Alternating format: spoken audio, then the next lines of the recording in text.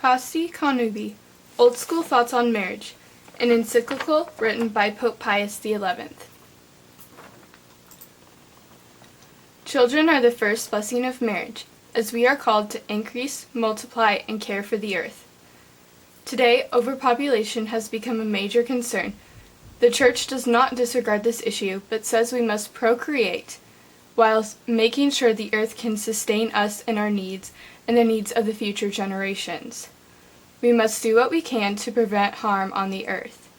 The Church also states the use of prevention, except for natural family planning, is immoral, as the act is not a free gift of oneself and is preventing life.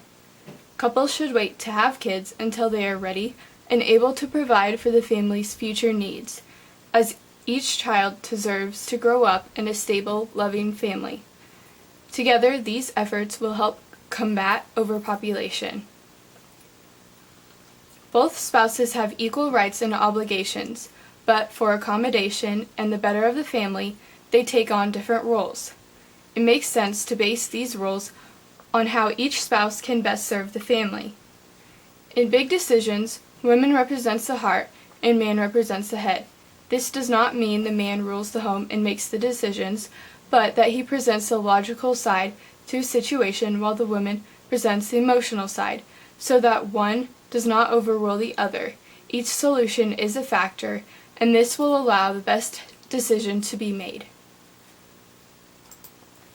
The teaching of marriage is needed for its universal and permanent restoration and for the better of civil society.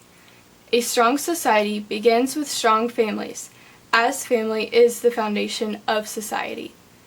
Divorce and lack of parental figures negatively impact children and how they will make relationships in their future.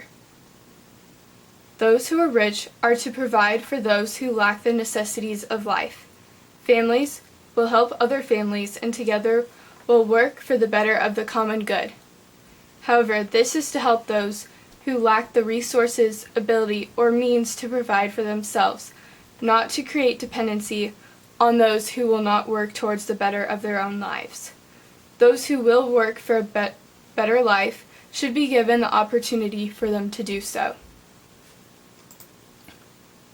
Matrimony requires a firm act of will and union of souls through God to create a sacred, inviolable bond between man and woman.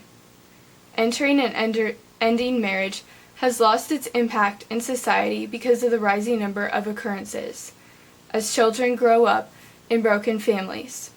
But in some cases, such as abuse, the spouses must split for the better of the family and the children. In my opinion, good marriage teaches the youth how to love and find love, as they base their relationships off the ones they grew up living in. In order to build a better community, good examples must be placed.